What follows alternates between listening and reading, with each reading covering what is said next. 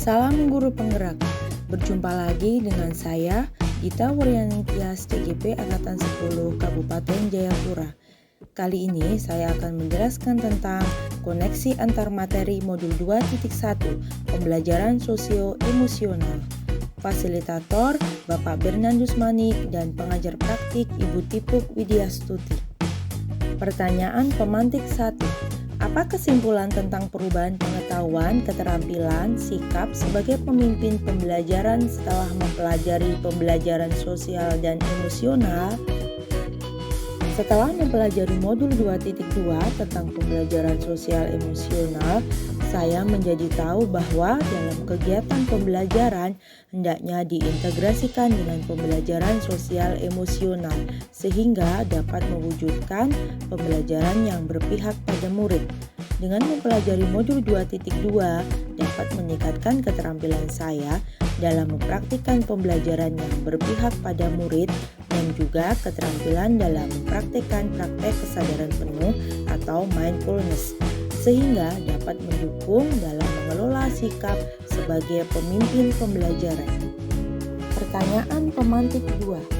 Apa kaitan pembelajaran sosial dan emosional yang telah Anda pelajari dengan modul-modul sebelumnya? Keterkaitan antar modul. Pembelajaran sosial emosional atau PSE bertujuan untuk memberikan fondasi yang kuat bagi murid untuk dapat sukses dalam berbagai hal dalam kehidupan, baik dalam bidang akademik maupun non-akademik, termasuk kesejahteraan psikologis atau well-being secara optimal. Pembelajaran sosial emosional ini mengajarkan murid untuk dapat mengelola emosi pada dirinya, membangun relasi sosial, dan bertanggung jawab dalam mengambil sebuah keputusan. Hal ini selaras dengan pemikiran Ki Hajar Dewantara yang menyatakan bahwa tujuan pendidikan adalah menuntun segala kodrat yang ada pada anak, agar mereka dapat mencapai keselamatan dan kebahagiaan yang setinggi-tingginya baik sebagai manusia maupun sebagai anggota masyarakat. Dengan memiliki kompetensi sosial emosional yang baik, seorang guru penggerak akan mudah menjalankan perannya sebagai pemimpin pembelajaran sehingga tercipta pembelajaran yang berpusat pada murid.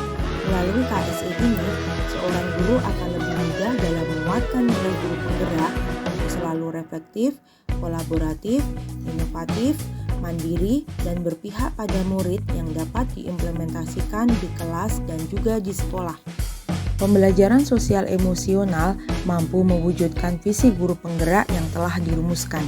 Perwujudan visi ini dilakukan melalui prakarsa perubahan dengan tahapan bagja yang diintegrasikan ke dalam kegiatan di kelas dan sekolah. Implementasinya dapat didukung dengan menerapkan 5 kompetensi sosial dan emosional, diantaranya yaitu kesadaran diri, manajemen diri, kesadaran sosial, kemampuan berelasi, dan pengambilan keputusan yang bertanggung jawab. Melalui pembelajaran sosial emosional, guru dan murid akan mampu mengontrol dirinya untuk bertindak secara bijaksana dan positif, sehingga akan menciptakan lingkungan belajar yang nyaman, aman, menyenangkan, dan berbudaya positif di kelas maupun sekolah. Guru memiliki beberapa pilihan. Selain itu, guru memiliki beberapa pilihan dalam melaksanakan pembelajaran sosial emosional seperti melalui pengajaran eksplisit, integrasi praktik mengajar guru, dan kurikulum akademik, penciptaan iklim kelas, dan budaya sekolah. Semua hal tersebut dapat berperan penting dalam memperkuat budaya positif di sekolah. Pertanyaan nomor 1.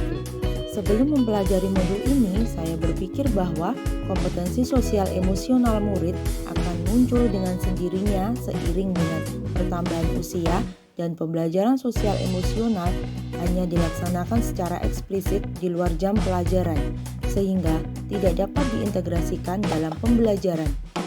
Setelah mempelajari modul ini, saya paham dan menyadari ternyata kompetensi sosial emosional itu perlu dilatih kepada murid agar sosial emosionalnya lebih matang dan menjadi pribadi yang berkarakter sesuai dengan profil pelajar Pancasila.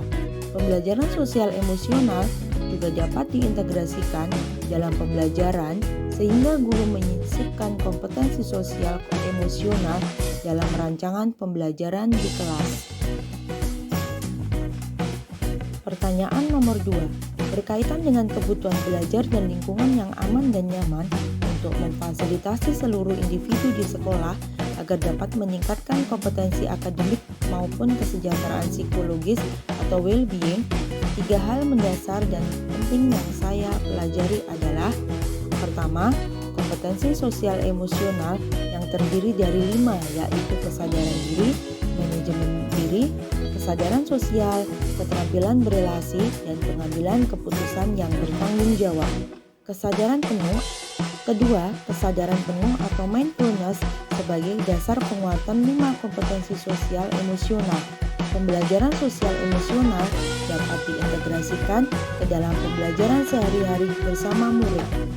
Pertanyaan nomor 3, berkaitan dengan nomor 2, perubahan yang akan saya terapkan di kelas dan di sekolah.